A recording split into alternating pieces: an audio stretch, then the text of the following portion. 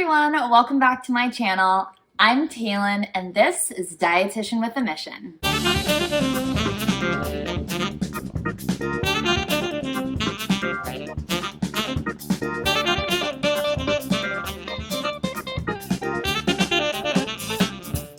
Our featured ingredient for today's recipes are beans. Also known as cowboy beans. Charros frijoles is a rendition of frijoles de la olla, which is basically just beans of the pot. It's a smoky, a little bit more fatty recipe, but I'm gonna be doing a vegetarian rendition that's also a little bit lower in fat. This is gonna be a heart healthier option, but it's gonna keep all of the flavor of cowboy beans. So stay tuned and let's get started. Now this recipe is pretty simple as far as the ingredients and the steps, but there is some prep and planning that you'll need to do ahead of time.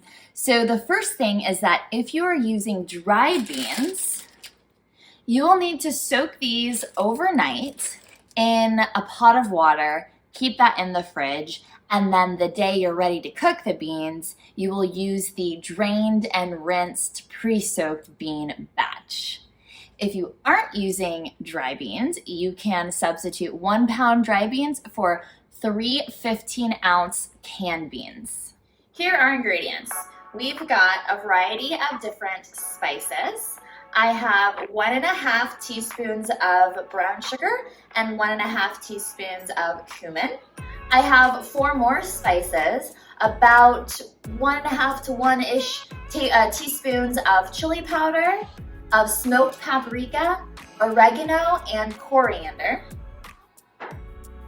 1 pepper and adobo sauce. This is gonna give our dish some smokiness. It's gonna give the dish definitely some heat. Alternatively, you can use jalapeno, but since I'm not using bacon, which would give it a deeper umami and like smoky flavor, I'm using the chipotle and adobo sauce. You could also consider adding liquid smoke to your dish to give it an extra smoky flavor.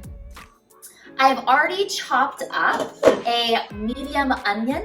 It's diced, fine, small squares. I have diced up 4-ish large cloves of garlic, and I've got 1 pound of soy-rizo. Actually, I think this is 12 ounces of soy-rizo. And then here is 1 can, a 15-ounce can of fire roasted tomatoes. Now, if you're cooking this in the peak of summer and you've got fresh tomatoes, fantastic. You might need about 4 tomatoes, and you can even char those on your grill or in your oven to give it an extra smoky flavor. And then of course we've got our star ingredient, the main ingredient of frijoles or beans. Like I said, we're using pinto beans. And if you're gonna be using canned, you are gonna need 3 cans of pinto beans. Now, if you can find low sodium, fantastic. That allows you more flexibility with the amount of salt in the recipe. You can season accordingly, especially if you're using regular soy-rizo, or regular chorizo. It might be a bit saltier here. These are not low sodium, so I am not gonna add likely any salt to this dish. Now, when we take off the lids of the canned beans, and in fact any can, it's important that you wipe off the top with a cloth. That way you don't get any extra fuzz or dirt or like germs in your beans, because we actually are gonna keep kind of the juices here. We can drain out some of the extra juice, but we aren't gonna rinse these beans, which is why I would recommend you get low sodium if you can find that at your grocery store. For the toppings of this recipe, we will be using some cilantro and a couple wedges of fresh lime. Another ingredient that is optional is using a beer in place of a vegetable broth or chicken broth or beef broth. You can use any of those, about 1.5 cups of stock or broth. Or if you have a beer, you can use a Mexican lager for this recipe. We happen to have an IPA beer that no one in this home likes, so I'm going to use it in this recipe. If you don't drink alcohol, it's typically pretty safe to cook with, as the majority of the alcohol burns off. But if you want to be extra cautious and avoid the alcohol altogether, not a problem. You can, like I said, use broth.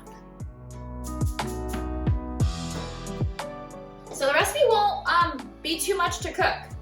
I already prepped my ingredients, and so we're just gonna dump them all in the pot. We'll start with our chorizo. So once this gets a little warm, I'll go ahead and add that, break it up, let it cook down. I'll add pretty much everything else. Towards the end, I'll add the beans and then the broth, and we'll let it cook and simmer for a half an hour-ish, and all those flavors will marinate together and it'll thicken up a bit, and it'll be delightful. So super simple recipe. Now, what I look for in any recipe is spice. I am looking for a recipe that has at least 3 spices. If a recipe doesn't have 3 spices, I'm gonna be adding some spices because really that's what's gonna give a recipe its flavor. And this channel, is dedicated to including more plants in our diet. So, it's not a strictly vegan channel, but we know the majority of Americans simply don't eat enough plant-based foods. So if I can help inspire people into using more plants, it's important that these plants are tasty, because there's this misconception that if it's healthy, it's not gonna taste good. Or if it tastes good, it's not healthy. And that is just not true. Flavor comes from things like spices or aromatic vegetables, right? We've got 2 aromatics here, garlic and onion, and those are gonna give this dish a lot of flavor. Flavor also comes from acidity. So we are using tomatoes. That acidity is gonna add brightness to this dish. We're also adding lime towards the end. That's gonna add brightness to this dish. Other recipes, the acidity of choice might be something like vinegar, right? So acidity is really important.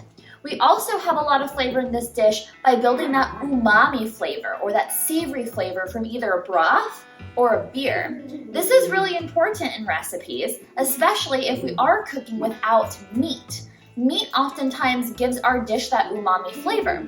And if we are eating a meatless dish and our palate is used to having umami, it's really important that we have something that replicates it. So soy and soy-based products, soy sauce, that has umami characteristics. Mushrooms have umami characteristics. Dark or deeply cooked tomatoes also have that umami flavor. And of course, like I mentioned, broth and beer have umami flavors. So a lot of this dish is gonna be really robust in flavor. The beans, though they are the staple ingredient, they don't have much flavor, right? I mean, maybe salt, but not a whole lot of flavor with those beans. Not a whole lot of flavor. So, if you like bland food, then you can just make regular frijoles de la olla, which is, Mexican pot beans, and just soak your beans, cook them in a pot with some salted water. But typically you're gonna wanna add some flavors. When we make our traditional beans, we could add onion, garlic, a bay leaf is always a fantastic thing to add. So I just rinsed out a little bit of the liquids here. I didn't rinse out all of it.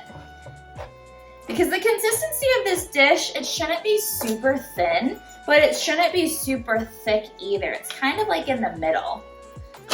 You could eat it in a bowl with a spoon, but it wouldn't be weird if you ate it plain, either on a plate. Many times this would be served as a side dish, maybe with carne asada or, really a lot of different Mexican dishes. Now, I think since it has traditionally a lot of meat, I probably wouldn't pair too much more meat with it, but it's chef's choice. Be careful when you remove the lids from your cans, especially if it doesn't come off all the way. I have seriously injured myself from that. Okay, so my soy-rizo is cooking. It's starting to stick to the pan a little bit. I'm just gonna break that up. Now, since this isn't pork, to a particular temperature, it's tofu. So that makes everything pretty easy. Adding my medium onion to the pan. Now some brands of soy-rizo are really, really oily, which is gonna closely mimic actual chorizo. This particular brand isn't, so I'm gonna have to really pay attention to my pan so that it doesn't burn and stick too much to the bottom.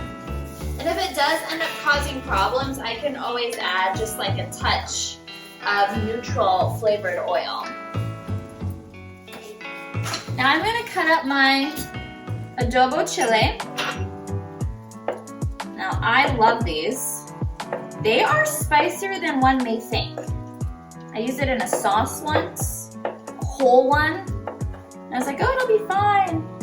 It was not fine. When you're cooking with spice, like heat, right? Anything with that capsaicin, however you say it. If you do add too much, really the only way to tone it down is by adding some sort of fat or cream to help neutralize it. And with some recipes, it just doesn't make sense to do that. So you have to be really careful about adding the spice. And you know, with salt, same thing. It can be really hard to neutralize too much salt, and that can ruin a recipe. So I always say start low, go slow.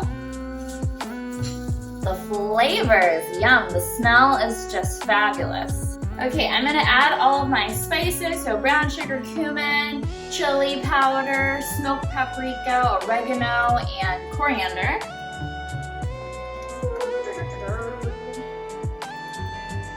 And we don't need to cook this too long, it's just until fragrant. Oh, also my garlic. Don't want to forget this.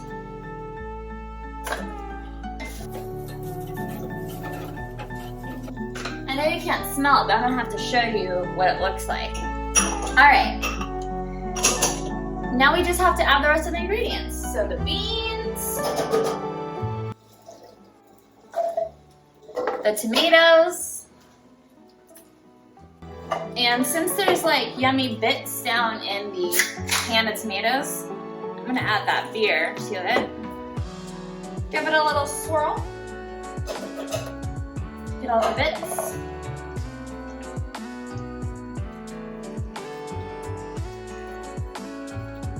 Okay. I wish I had a bigger pot.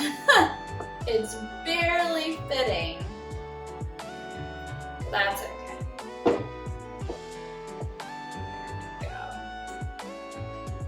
Yeah.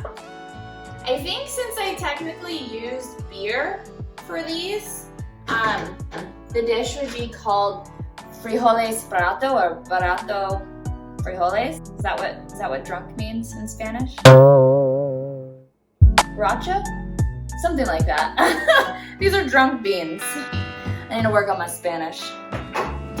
Okay, now that the ingredients are here, I cleaned up, I'm just going to place the lid kind of partially on, turn the heat up, and then once that starts to bubble, aka boil, I will immediately turn it down to a simmer, put the lid on all the way, and let it stew for about 25-30 minutes so that those flavors really marinate into the beans.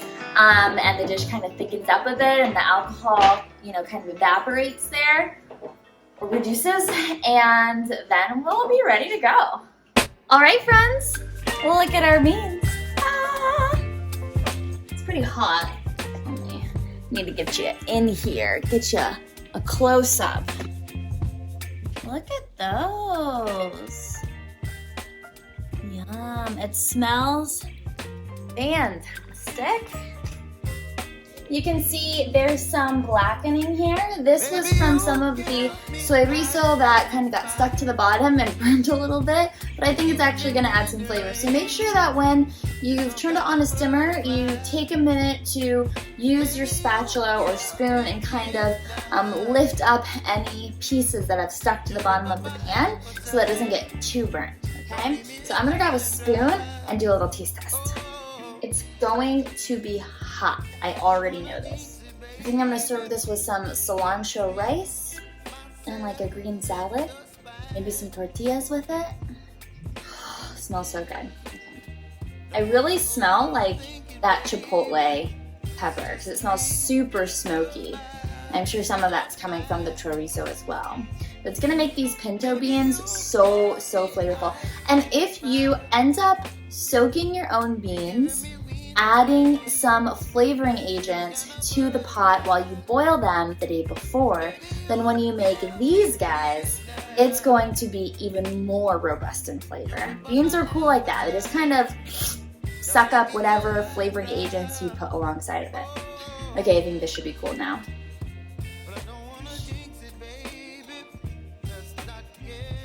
Oh my gosh, yes.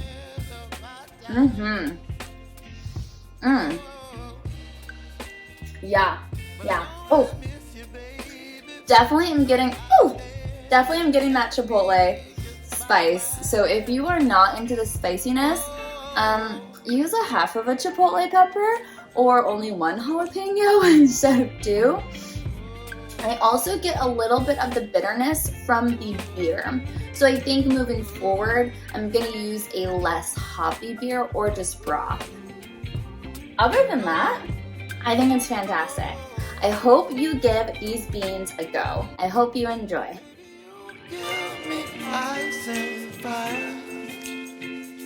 You're chilling when the rain.